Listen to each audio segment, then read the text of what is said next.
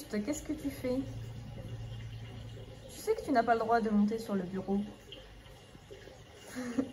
Du coup, la position est surprenante, on va dire. En fait, le bureau est juste ici. Depuis tout à l'heure, il met ses pattes et tout. Ah, on tente une autre approche. Non, la bibliothèque encore moins. Et bonjour, bienvenue dans une nouvelle vidéo et bienvenue dans un nouveau vlog. Je vous remets hop d'aplomb. Aujourd'hui nous sommes vendredi et je commence ce vlog sur une super réception. Donc écoutez, ma foi, je suis trop contente. Je vais ouvrir du coup les colis avec vous. Alors...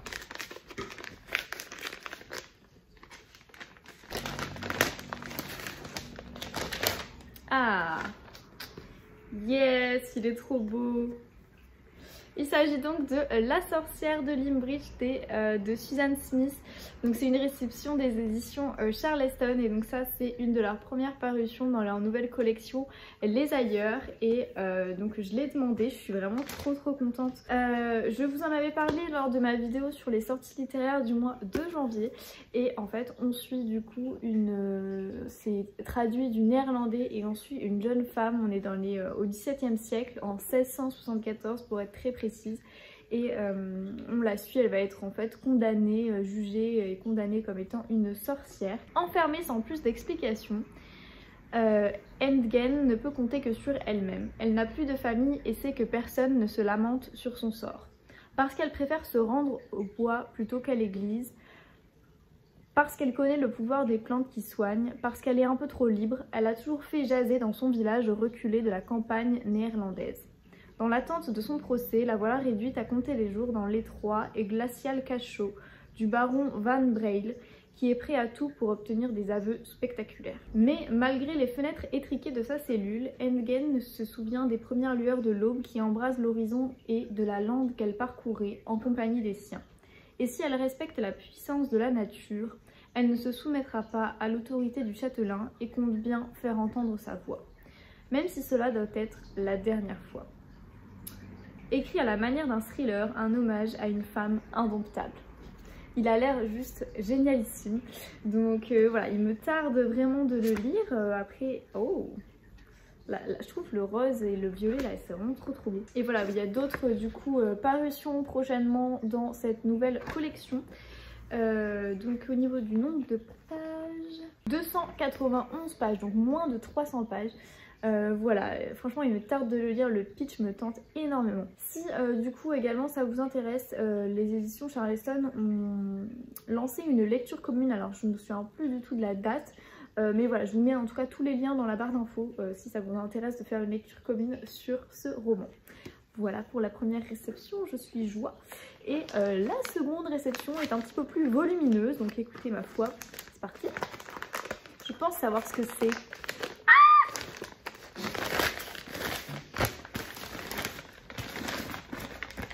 C'est vraiment la joie d'être partenaire Charleston cette année, je suis tellement heureuse.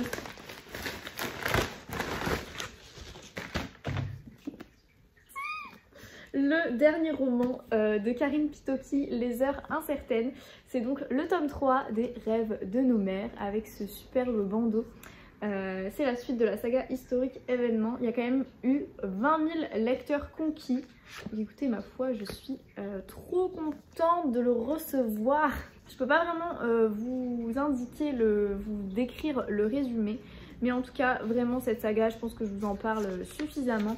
C'est une saga historique, vraiment, où on est à la fois sur un univers très Downton Abbey, aussi très Peaky Blinders, même si, bon, c'est pas totalement ça non plus. On est vraiment sur une vraie épopée, en tout cas familiale, mais pas que. Voilà, on est au niveau du coup de la période historique, on est plutôt dans les années avant la Première Guerre mondiale.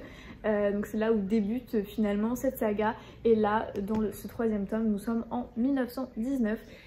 Et on va continuer voilà, de suivre les aventures entre guillemets de Julia Ashford et de Emily. Il me tarde de le lire, même si c'est un gros bébé quand même, hein, qu'on se le dise. Voilà, donc là les deux premiers, Les Rêves de nos mères, Les Cendres sous les coquelicots qui sont sortis au format poche. il y a de ça pas très longtemps. Aristocrate ou domestique, soldat ou civil, homme ou femme, la grande guerre n'épargnera personne. Vraiment c'est une saga que j'aime énormément. Et du coup, ah yes, on a les avis des lectrices dans ce roman. Je pensais pas qu'ils allaient y être. Oula.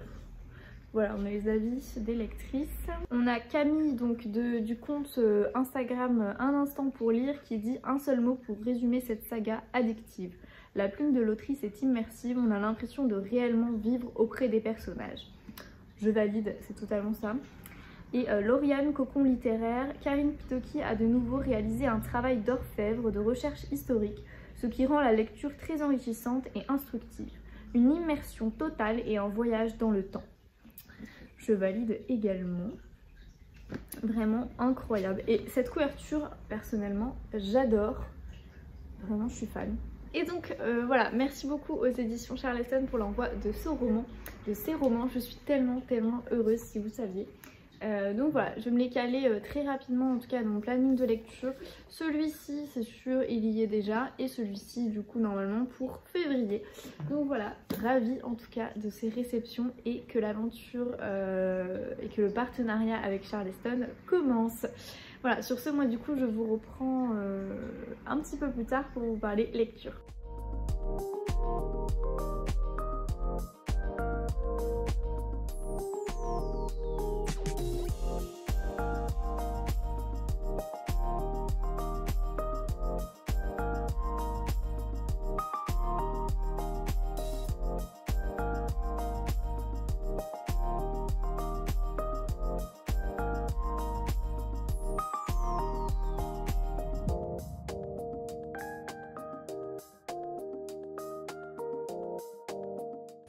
La position what the fuck revient à Auguste. Comment tu t'es mis?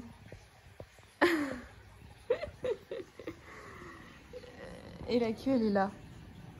Ah non, elle est de l'autre côté.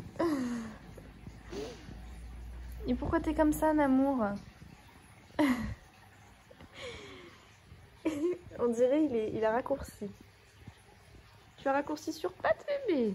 Ouh là là. Bon, ça chauffe un peu, hein. Bah vraiment, il me l'a jamais faite celle-là. Vraiment une position incroyable.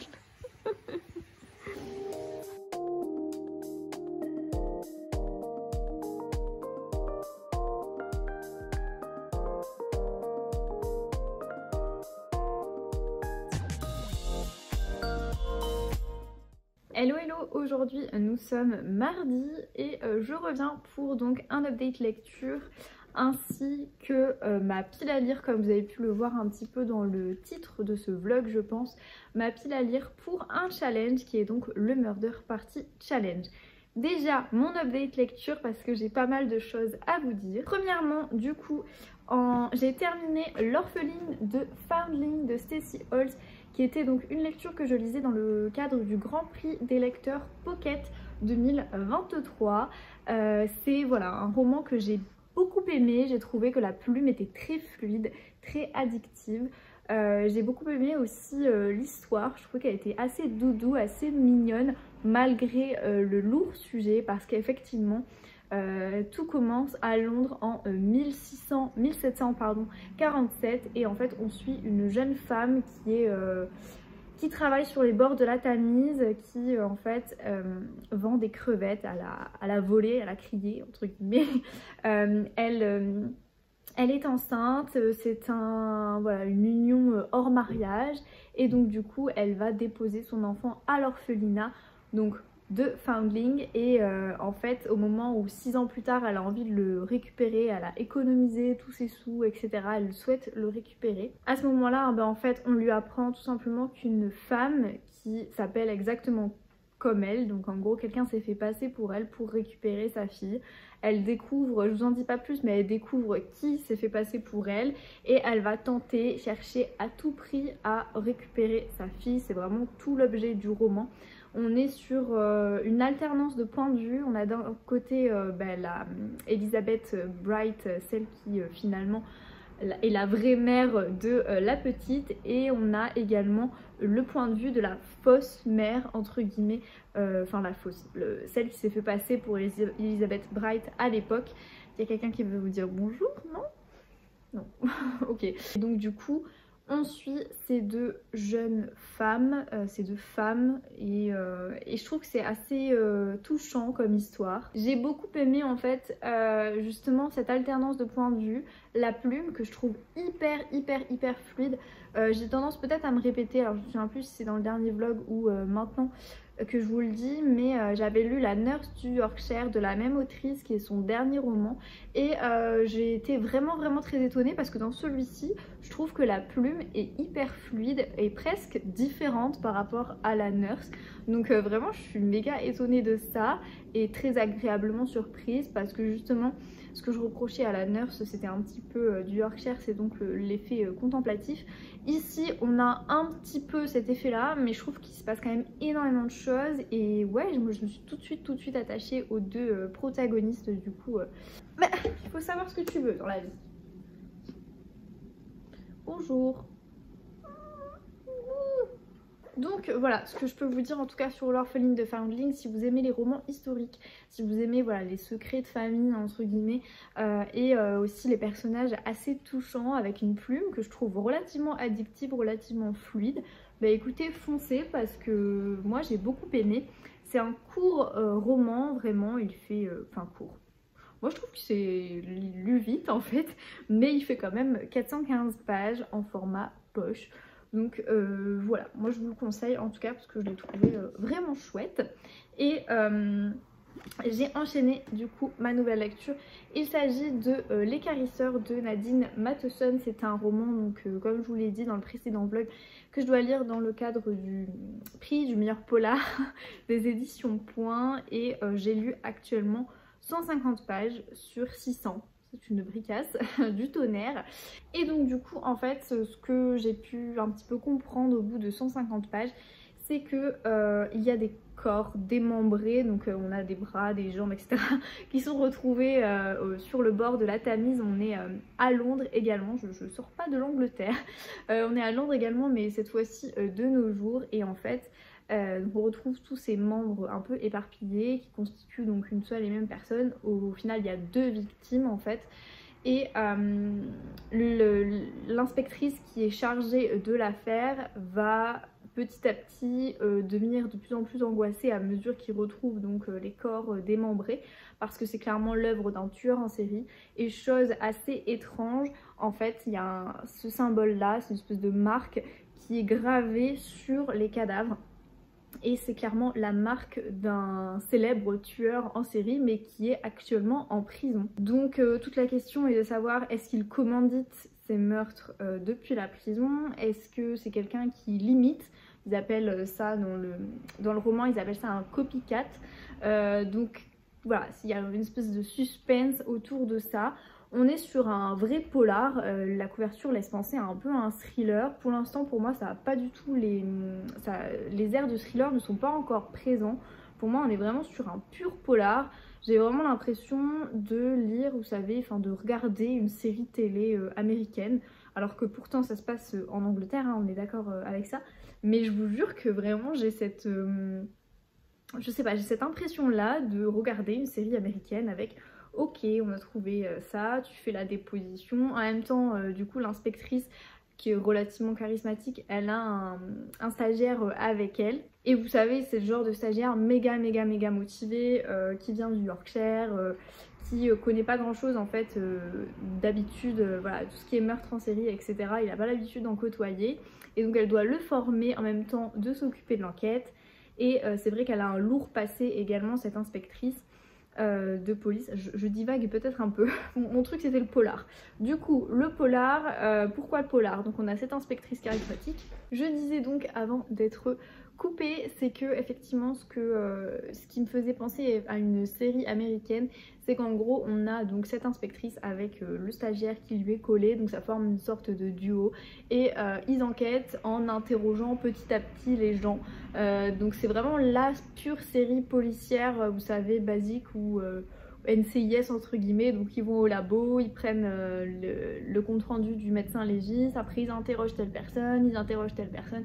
Vraiment on est sur ce procédé là, donc c'est pour ça que je dis que j'ai l'impression de regarder une série télé policière en fait américaine, parce que j'ai l'impression que c'est ça pour l'instant. Après il faut savoir un truc qui je trouve ajoute un peu de peps et de suspense au récit, c'est que l'inspectrice principale, donc comment elle s'appelle, Angelica Henley, elle a un lourd passé, j'ai bugué à le dire. Angelica Henley, donc l'inspectrice, a un lourd passé avec donc le fameux tueur qui se prénomme l'écarisseur, enfin c'est le surnom parce que évidemment bah, c'est lui qui démembrait donc ses victimes. Donc le tueur, l'ancien tueur est sous les barreaux, sous les verrous.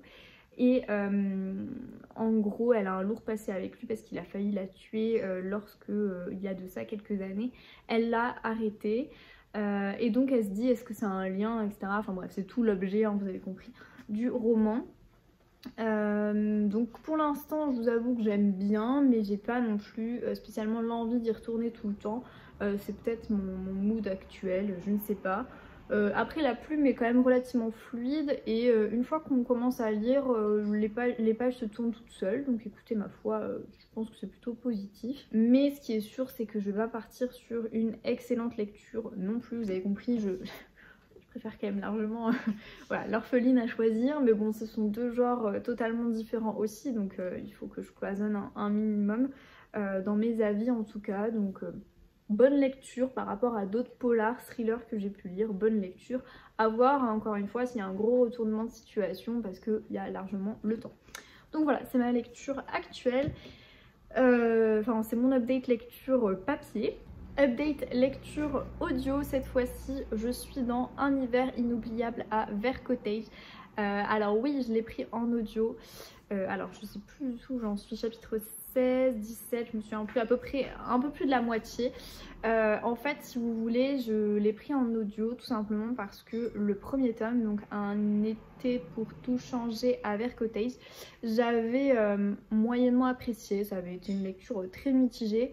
Et ce tome 2 en fait était un cadeau, donc je l'avais déjà dans ma palle en fait au moment où j'ai commencé le premier tome, j'avais déjà les 2 tomes dans ma palle et je me suis dit, je pense que c'est le genre de lecture au vu de ma lecture mitigée du premier tome, c'est le genre à bien passer. Vous voyez en audio on est quand même sur des thématiques assez légères, c'est un feel good. Donc voilà, je m'étais dit que j'allais me le prendre en audio et effectivement ça passe très bien en audio, hein, pas de soucis.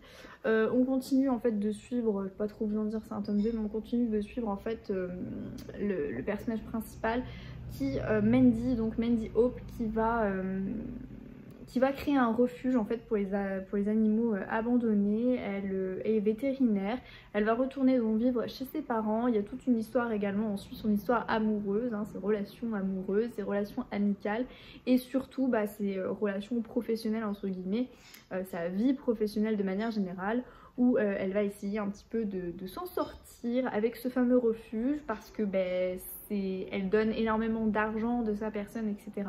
pour au final pas mal d'emmerdes entre guillemets en retour. C'est toujours un peu voilà, le pitch des feel good. Mais pareil, hein, je pense qu'on est sur une lecture mitigée également. Je pense qu'en fait c'est tout simplement le genre littéraire qui ne me convient pas. C'est pas un mauvais roman, enfin je pense que si vous aimez les feel good vous pouvez apprécier cette saga, mais moi j'accroche pas trop, je trouve ça un peu mièvre, un peu niais, niais, oui vous avez compris, niais, au moment où je l'ai dit c'était bizarre. Et je trouve que finalement voilà, le personnage principal pour moi a des hauts, des bas, elle fait des choix, tu comprends pas trop, tu te dis mais il y a énormément de quiproquos en fait. Pourquoi est-ce que tu mets pas les choses à plat avec ton mec? Enfin bon bref, voilà, je sais pas du tout le genre de lecture que j'adore, où je suis à fond. Donc du coup je trouve qu'en audio ça passe très bien, mais je mets un petit peu de temps à le lire parce que ça fait un mois, un peu plus d'un mois que je suis dessus et vous voyez j'ai à peine dépassé la moitié. Donc bon, peut-être que dans le prochain vlog ou dans celui d'après, vous aurez un avis final sur cette lecture. Voilà, du coup c'était ma lecture audio, mes trois, enfin voilà, en gros j'ai 2 lectures en cours si vous voulez, donc une en papier, une en audio. Et sur liseuse j'ai également une 3e lecture. Mais je laisse le suspense, je vous en parlerai pas tout de suite. Parce que vous avez vu normalement le plan où j'étais à la patinoire. Également j'ai pris ma liseuse pendant l'entraînement de hockey. Bref voilà. Je vais vous montrer du coup ma pile à lire pour le Murder Party Challenge. Alors le Murder Party Challenge, c'est un challenge qui est organisé chaque année, on peut le dire, enfin bon, bref c'est la 2e année, par Manon du compte Les Lectures de Manon et Laura du compte Les Mots des Autres. Je vous mets les liens vers les comptes Insta et les chaînes YouTube respectives de chacune dans la barre d'infos si vous voulez, pardon, oh, je parle trop vite, si vous voulez pardon aller regarder. Il y a normalement sur leur compte Insta les templates avec le nom des catégories, etc. etc. Alors c'est un challenge qui consiste tout simplement à lire un maximum de polars, thrillers et cozy mystery sur une période donnée. Donc là ça commence du 20 janvier, enfin au moment où vous allez regarder ce vlog normalement ça aura déjà commencé et ça se terminera le 20 avril. Et donc il y a 8 catégories, donc 8 livres à lire. Et c'est un challenge que je trouve assez sympa, j'aime beaucoup le nom des catégories, etc. Parce que je trouve qu'elles se sont vraiment creusé la tête pour trouver des idées. Petit update, je vous avais dit dans un vlog, et je me souviens plus, mais je vous avais dit dans un vlog que je vous présenterai ma pile à lire pour le challenge de Cecilia. Cecilia Cherry Blossom, c'est le Winter Challenge, Winterfall, je me souviens plus, Winter Challenge. Winterland, oulala, on va y arriver. Winterland Challenge. Le problème, c'est que je n'ai pas réussi à remplir toutes les catégories. Et voilà, l'un de mes objectifs aussi de 2023, c'est clairement de terminer mes challenges. Donc pour ça, il ne faut pas non plus que j'ai énormément de challenges en cours parce que ça gâche aussi peut-être, je pense, le plaisir de lecture. Donc comme j'ai pas réussi en fait à trouver des livres pour les catégories, je suis désolée, je vous ferai pas de pile à lire pour son challenge parce que j'en ai pas, j'ai pas une pile complète, vous voyez, et du coup c'est un petit peu dommage de vous présenter ça. Bref, on passe du coup à ma pile à lire pour le Murder Party Challenge. Ok, c'est bon, je suis bien installée là. J'ai tous les livres devant moi, donc il y a quand même une sacrée pile, 8 livres en tout comme je vous le disais. Et donc je vais vous lire les catégories et vous expliquer du coup un petit peu lesquelles j'ai mis. Alors la première catégorie, profilage, un livre dont le nom de l'auteur commence par la lettre S. Alors là j'ai un peu galéré franchement parce que je regardais ma pile à lire, je me suis dit c'est un peu compliqué quand même. Mais j'ai réussi à sortir un roman que d'ailleurs je dois lire dans le cadre du prix du meilleur polar des éditions Point. Donc j'ai sorti Rachid Santaki, Laisse pas traîner ton fils, qui est en fait une sorte de docu-fiction. Mais ça fait partie du prix du meilleur polar, donc pour moi je pense qu'il rentre parfaitement dans le challenge. Et voilà, il fallait trouver donc un auteur avec la lettre S. C'est une sorte de docu-fiction, voilà, avec la violence finalement urbaine, entre guillemets, le harcèlement scolaire, etc. Il n'y a pas que ça bien sûr, mais voilà, je l'ai mis dans le challenge, il rentre parfaitement. Je suis contente. La prochaine catégorie, il s'agit donc de petits meurtres entre amis. Il faut faire une lecture commune. Et bon, j'ai pas mal de lectures communes qui sont prévues, mais c'est vrai que c'est une lecture commune plutôt sur un polar ou un thriller. Et donc je vais faire une lecture commune sur De chair et d'os de Dolores Redondo avec Fanny du compte Elle Booking qu'il a également dans sa pile à lire. C'est un tome 2, le premier tome c'est Le gardien invisible et on avait voilà toutes les deux beaucoup aimé ce premier tome qui se passe dans le Pays basque espagnol où on suit en fait une inspectrice de police, Amaya Salazar, dans une enquête voilà, de meurtre et de disparition. Et il y a également tout un... C'est vraiment une terre de légende avec toute une sorte de mythologie autour d'une créature un peu étrange dans les forêts. Je trouve que déjà le polar espagnol, voilà, ça change un petit peu de ce que j'ai l'habitude de lire, et j'avais beaucoup aimé Le Gardien Invisible parce qu'il y avait vraiment un univers très particulier, un peu spirituel, un peu mythologique avec des légendes, etc. Je trouvais ça très sympa, donc j'ai hâte de savoir la suite pour les aventures de l'inspectrice. La prochaine catégorie donc s'intitule Aglagla et il faut un livre avec de la neige sur la couverture. Il s'agit donc de Avalanche Hotel de Nico Takian. Voilà, on peut clairement dire qu'il y a la neige sur la couverture. Il me tente beaucoup, hein. Je l'ai depuis un peu plus d'1 an dans ma palle. Je l'ai également sur ma liseuse parce qu'avec Amazon Prime, du coup, j'ai des titres gratuits. Donc écoutez, ma foi, je me suis dit que j'allais le sortir de ma palle. Et bon, bah, comme le titre et la couverture l'indiquent, hein, on suit un gardien, en fait un agent de sécurité en 1980 dans un hôtel, un palace. Et il enquête en gros sur la disparition d'une jeune cliente. Il ne peut écarter un sentiment évidemment d'étrangeté. Et voilà, je vous en dis pas plus, mais en tout cas franchement il me tente énormément et il est tout court, donc ça c'est top. Bon, encore une fois, hein, je suis désolée pour la route, mais le soir c'est assez passant et en même temps c'est un peu le seul moment où je peux filmer, donc ça fait complicado. La prochaine catégorie s'intitule En solitaire. Il faut lire un livre qui a été lu par tout le monde sauf par moi. C'est un peu compliqué cette catégorie, on peut rentrer quand même pas mal de choses, mais j'ai décidé de sortir de ma palle Les Refuges de Jérôme Loubry. C'est vrai que je l'ai vu tellement passer sur Instagram ce roman, j'ai l'impression que tout le monde l'a lu sauf moi, donc ça rentre je pense parfaitement dans la catégorie. J'ai pas trop envie de lire le résumé, mais je sais qu'il a vraiment retourné le cerveau de énormément de personnes. Donc voilà, j'ai hâte en tout cas de le lire, sachant qu'il a reçu des prix, etc. Et il me semble que je l'avais fait dédicacer, si je ne me trompe pas. Ouais, je l'avais fait dédicacer du coup à Paris en avril. Donc écoutez ma foi. La prochaine catégorie, il faut déterrer un cadavre. Donc en gros le livre le plus vieux de ta palle. C'est vrai que sur la catégorie polar thriller, c'est un peu compliqué de trouver un livre vieux parce qu'en fait je me souviens plus du tout quand est-ce qu'ils sont arrivés dans ma palle. Mais je pense que celui-ci, La disparition de Stephanie Meyer de Joël Dicker, clairement il fait partie voilà, de ma palle assez ancienne. Sachant que ce n'est pas un livre que j'ai acheté ou quoi, c'est un livre que j'ai emprunté en fait à mes grands-parents tout simplement. Donc je pense qu'il passe, enfin je pense hein, sincèrement, honnêtement j'ai tellement une mémoire de poisson rouge que je ne sais plus du tout quels sont les livres qui sont arrivés il y a très longtemps et ceux qui sont arrivés il y a un peu moins longtemps. Voilà, en tout cas Joël Dicker c'est pour beaucoup de personnes une valeur sûre. Moi je n'ai lu que La vérité sur l'affaire Harry Kéber et j'avais beaucoup aimé, c'était vraiment une chouette lecture.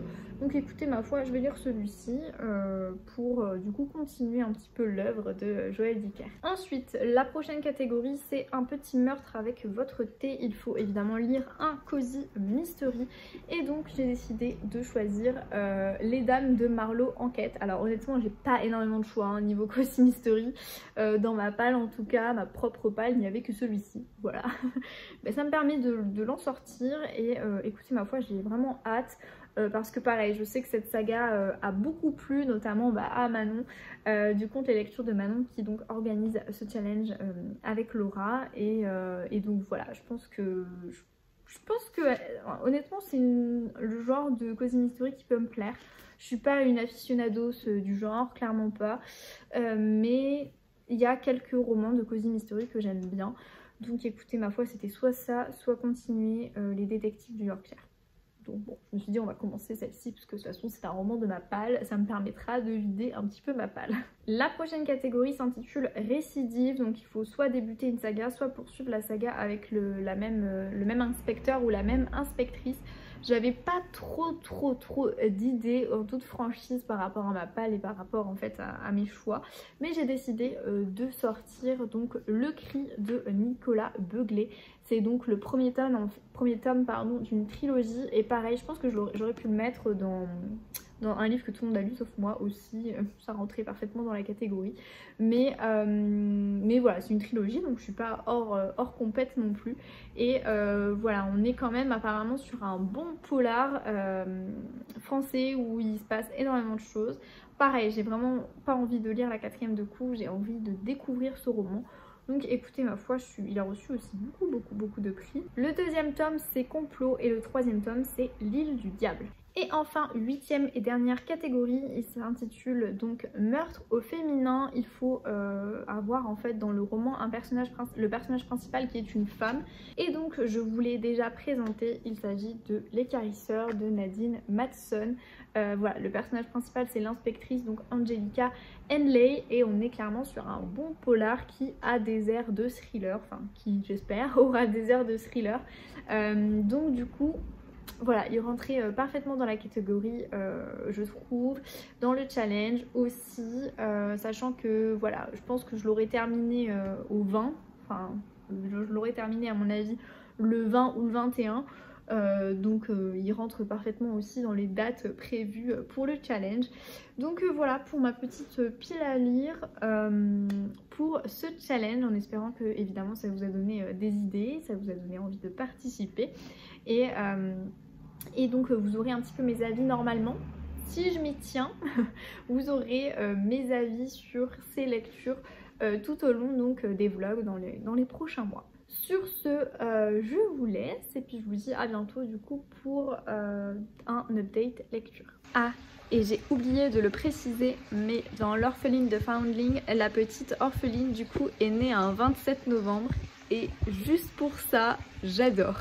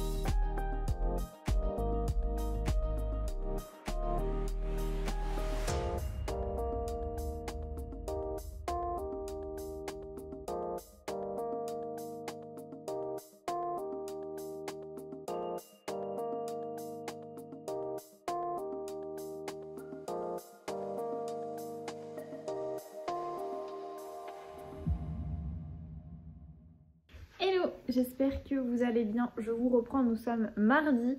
Il me semble que vous avez déjà vu une séquence avec ce pull. Entre temps je l'ai lavé, hein, je tiens à préciser. On est mardi, donc je fais ce vlog sur 2 semaines je pense. Enfin c'est sûr, parce que du coup j'espère le sortir samedi. Enfin, ou ce week-end, je sais pas encore quand, ça va dépendre de quand je vais pouvoir monter mon vlog. Je vous reprends du coup pour vous faire un update lecture et un update plus largement, pas que de lecture, je vais vous parler aussi d'autres choses.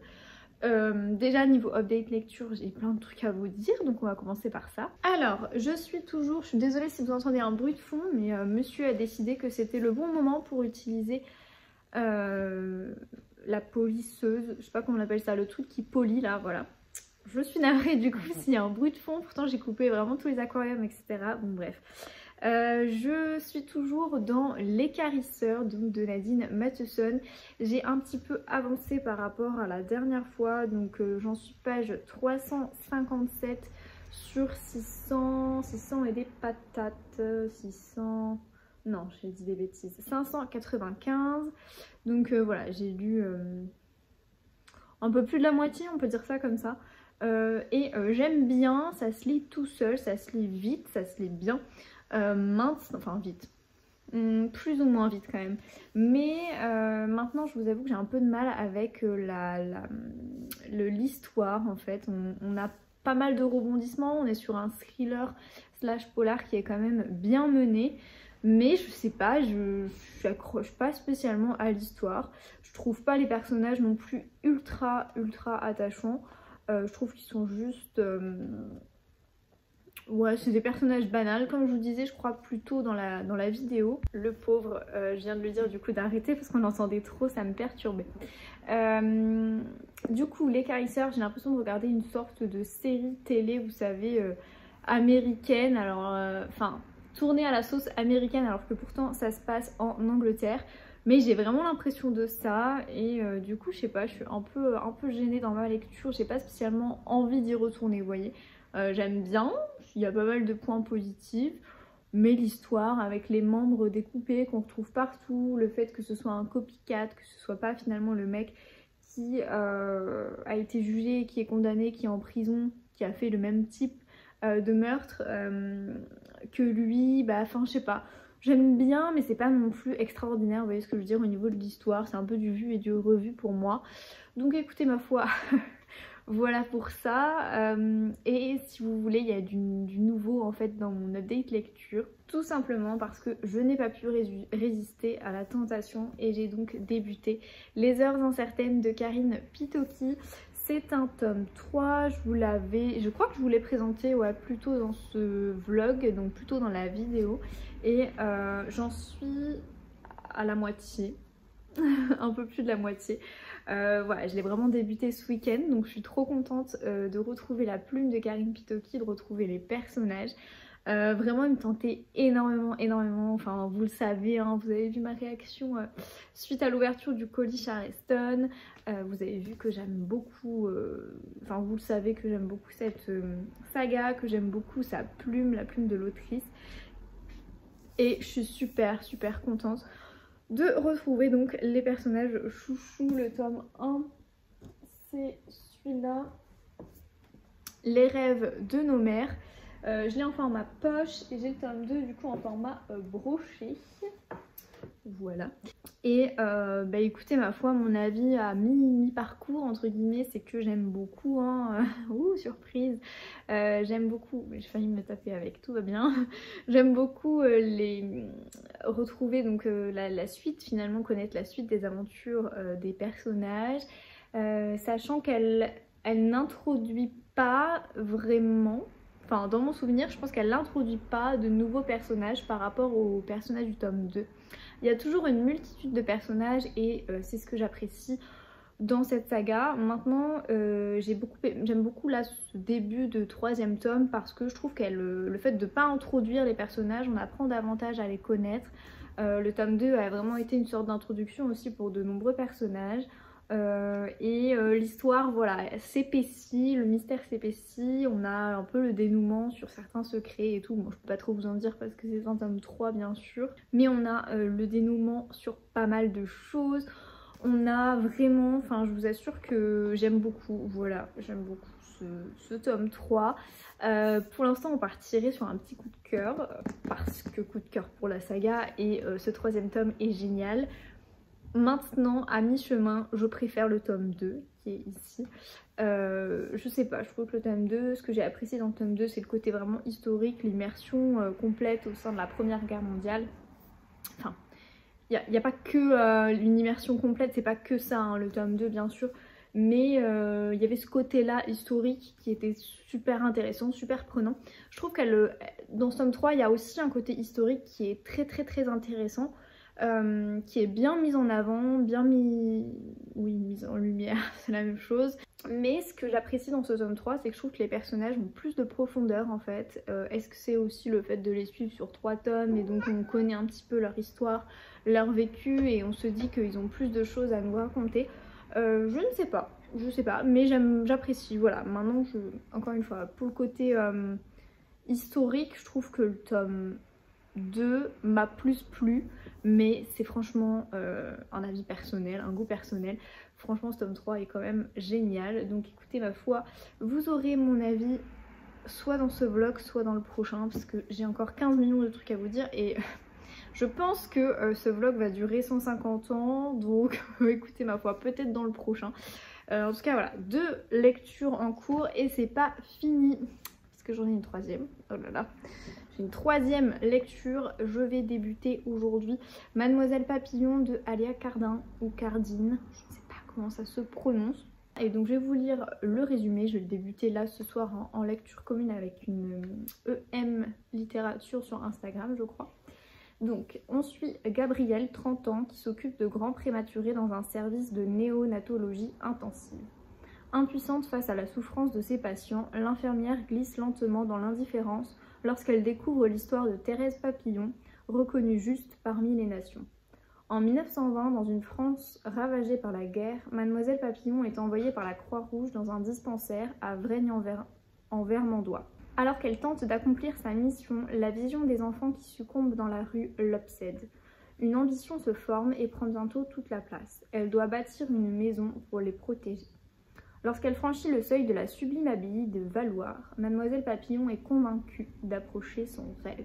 Et alors j'avais pris du coup ce livre à Brive en 2021 et je me suis dit voilà, que j'allais le caler au mois de janvier parce qu'il est tout court. Il fait, parce qu'il y a pas mal, il y a quelques explications à la fin. L'histoire de ce roman, ce qu'il faut savoir, ok. 270 pages, donc voilà, je me suis dit que ça pouvait être bien de le caler là au mois de janvier, sachant qu'il est dans ma palle depuis donc novembre 2021. Il serait temps, n'est-ce pas, de le lire. Donc voilà, j'ai actuellement 3 lectures en cours, c'est énorme, enfin sincèrement, je ne sais pas comment je vais faire. Bon, celui-là, on va dire qu'on le met en pause, entre guillemets, même si bon, je compte quand même le terminer.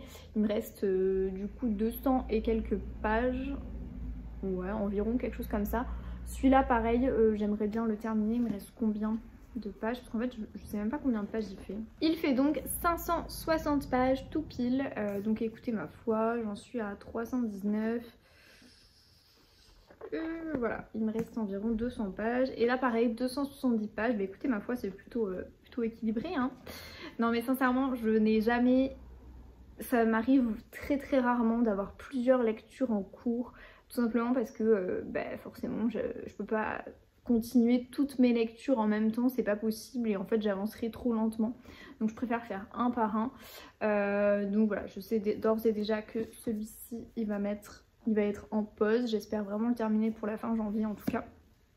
Et je pense que sincèrement celui-là il va pas rester très longtemps en livre en cours, en lecture en cours en fait.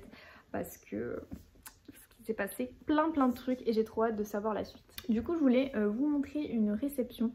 Vous l'avez vu, je suis donc partenaire des éditions Charleston et dans le formulaire qu'on avait à remplir pour choisir les livres à recevoir, il y avait aussi la possibilité de recevoir des livres du groupe Le Duc auquel appartient donc Charleston. Donc on avait comme proposition les romans des éditions Charleston, des éditions Le Duc ainsi que Nami et Alizio.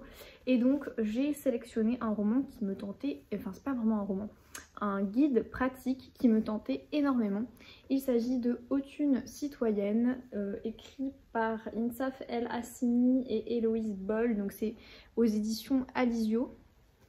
C'est vraiment une sorte de guide pratique qui permet de reprendre ou de prendre le pouvoir sur son argent, qui est quand même très orienté donc au niveau du féminisme. Voilà, c'est un sujet qui m'intéressait en fait. C'est vrai que je parle sur cette chaîne beaucoup et quasiment que de romans. Je lis très peu de guides pratiques, etc. Je crois que je vous en avais parlé une seule fois, c'était pour du ménage.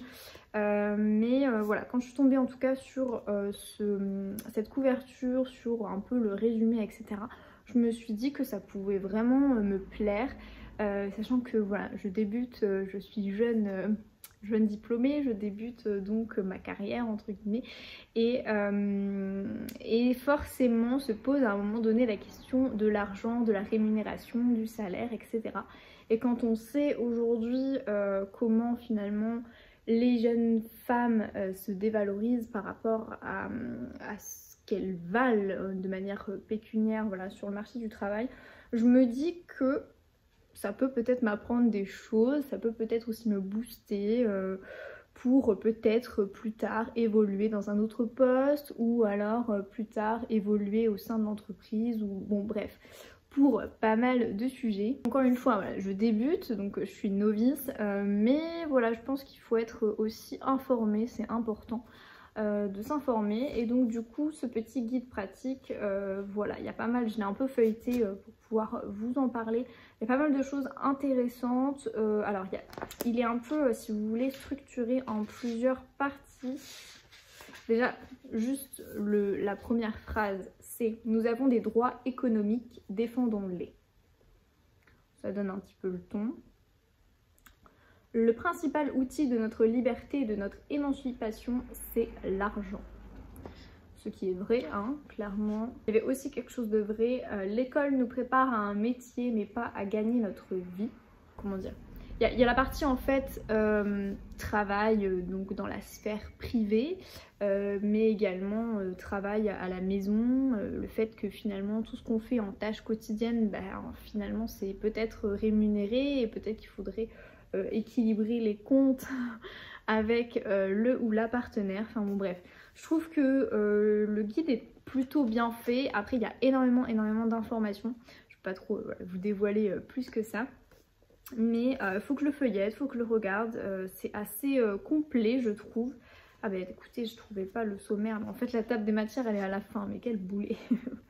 Donc connaissez et assumez votre juste valeur au travail, entrepreneuse, connaissez et assumez votre juste valeur et défendez vos tarifs, connaître et assumer votre juste valeur à la maison, le budget, connaissez le train de vie que vous pouvez vous offrir, l'épargne, éradiquez vos insomnies financières, la méthode sans douleur pour épargner beaucoup, l'investissement immobilier. Pour varier les plaisirs et viser le long terme, l'investissement financier. En tout cas, voilà, si c'est un sujet qui vous intéresse, qui vous tente, etc. Ce guide, du coup, est d'ores et déjà en librairie. Et moi, du coup, je vais aller le regarder pour voir un petit peu les différents... Il y a même des calculs du rendement. Comme ça. Et dernier truc que je voulais du coup vous montrer avant de clôturer ce vlog, c'est que du coup ce week-end je suis rentrée sur Limoges et j'ai revu donc mes amis d'enfance, parce que en fait finalement j'ai beaucoup d'amis qui sont restés là-bas, et donc j'ai eu mon cadeau d'anniversaire 2 mois après, mais bon c'était pas vu entre temps, et j'ai une copine du coup qui m'a offert le coffret Palais d'été, donc qui s'intitule l'herboriste. Et trop bien, c'est des infusions aromatiques bio, et il y a notamment dans les infusions camomille, pomme, épices, tilleul, camomille, fleur d'oranger, verveine, orange, menthe, menthe poivrée, anis, mélisse, curcuma, réglisse, verveine, citronnelle, gingembre, carotte. Et le coffret est genre trop beau. Oh, ça sent bon. Il faut que je tente, je pense que ce soir je vais tenter camomille. Tenter celui-là. Voilà, ce vlog est maintenant du coup terminé. J'espère que il vous a plu. Vous aurez du coup mon avis sur mes 3, enfin peut-être, j'espère, mes 3 lectures en cours dans le vlog précédent. En attendant, bah écoutez, n'hésitez pas de liker cette vidéo si vous l'avez appréciée. Moi je vous fais plein de bisous et puis je vous dis à dans un prochain vlog. Bye bye.